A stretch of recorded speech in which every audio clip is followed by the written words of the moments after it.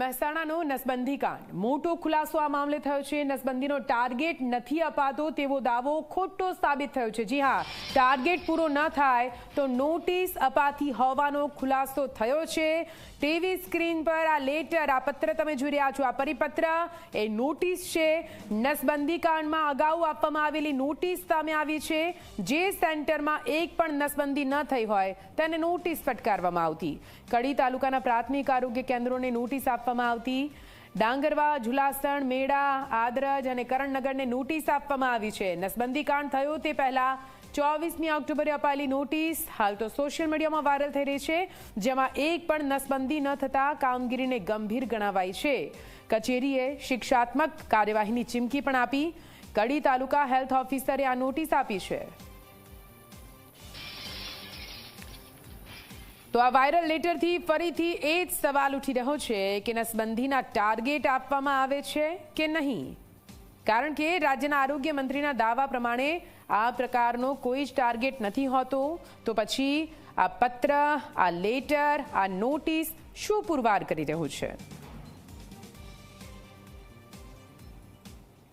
નસબંધી કૌભાંડ નથી, એ એકચ્યુઅલી છેલ્લા 20 વર્ષથી પરિવાર નિયોજનનો કોઈ પણ આપણે ગોલ આપતા નથી અને કોઈ પણ પ્રકારનો એમાં ટાર્ગેટ આપતા નથી કે એ ટાર્ગેટને અચીવ કરવાનું પ્રેશર એ જે તે કર્મચારી ઉપર રહે।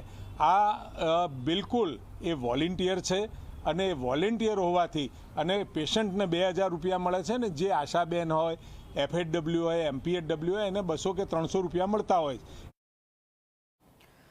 જો કે આજ મામલે અધિક જિલ્લા આરોગ્ય અધિકારીનું કહેવું છે કે રાજ્ય સરકાર કોઈ ટાર્ગેટ નથી આપતું, પરંતુ કર્મચારીઓ પાસેથી સારું કામ કરાવવા માટે કેટલાક ટાર્ગેટ આપવામાં આવી રહ્યા છે।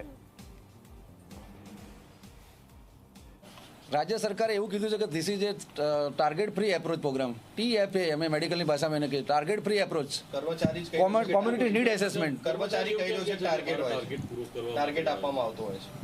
ટાર્ગેટ અમે આપવાનો હોત તો અમે જેવી રીતે સાબરકાંઠામાં એમને 375 કેસ કર્યા એવું અમે મહેસાણામાં નથી કર્યું। સાબરકાંઠામાં તો 375 કેસ કર્યા છે। ટાર્ગેટથી ઉપર ગયા એ લોકો, ધેર વોઝ એ ટાર્ગેટ, એટલે ત્યાં ટાર્ગેટ હતા। Yes, all over Gujarat there is a some target so that people can work, લોકો કામ કરે, કર્મચારીઓ લક્ષક ના હોય સામે તો એ લોકો અમે કંઈક 5 કરવાના તો મહેસાણાના આપણા 63 PSC એમાંથી કોઈ ના કરે। તો આ બંને નિવેદનો તમે સાંભળ્યા અને પરિપત્ર પણ જોઈ લીધો। તમામ બાબતોમાં મોટો વિરોધાભાસ સામે આવી રહ્યો છે।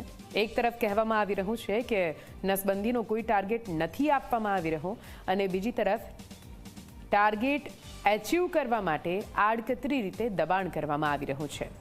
તંત્રમાં સંકલનનો અભાવ હોય કે કોઈ દબાણ, જેના કારણે આવા નસબંધી કાંડ સર્જાય છે અને તેનો ભોગ દર વખતની જેમ નિર્દોષ માસૂમ લોકો જ બને છે। વધુ માહિતી સાથે સંવાદદાતા તેજસ જોડાઈ ગયા છે ફોનલાઈન પર। તેજસ, નસબંધી કાંડ જ્યારથી સામે આવ્યો છે ગુજરાતમાં ખળભળાટ મચી ગયો છે, એક બાદ એક ખુલાસા થઈ રહ્યા છે। એક નોટિસ પણ સામે આવી છે જે તમામ દાવાઓને પોકળ સાબિત કરી રહ્યો છે કે નસબંધીમાં ટાર્ગેટ આપવામાં આવે છે। હજુ પણ ઘણા વિરોધાભાસ છે, બધાની વચ્ચે શું કંઈ અપડેટ અત્યાર સુધી તેજસ?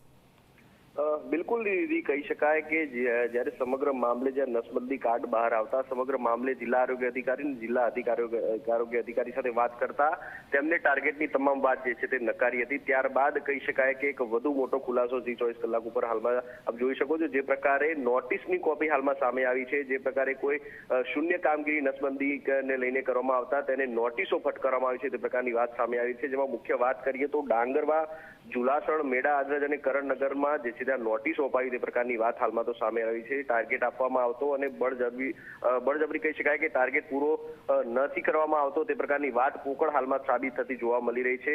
તંત્ર દ્વારા કહી શકાય કે જે છે તે આરોગ્ય કર્મીઓને નોટિસ ફટકારતા તમામ જે છે તે તેમના જે વાતો હતી તે પોકળ સાબિત થઈ છે। હાલમાં તો કહી શકાય કે નબળી કામગીરી પૂર્ણ કરવા બાહેધરી આપતો ખુલાસો પણ માંગવામાં આવ્યો છે અને 3 દિવસમાં ખુલાસો કરવામાં નહીં આવે તો તેમના શિક્ષાત્મક કાર્યવાહી થશે તે પ્રકારની ચીમકી ઉચ્ચારાઈ છે। તે પ્રકારની વાત પણ નોટિસમાં હાલમાં તો કરવામાં આવી છે। એટલે કહી શકાય કે તંત્ર દ્વારા જે કરવામાં આવતી વાતો કે નસબંધીને લઈને કોઈ પણ પ્રકારનો ટાર્ગેટ આપવામાં નથી આવતો તે હાલમાં તો પોકળ સાબિત થતો જોવા મળી રહ્યો છે। જી બિલકુલ, આભાર તેજસ પૂરી માહિતી માટે।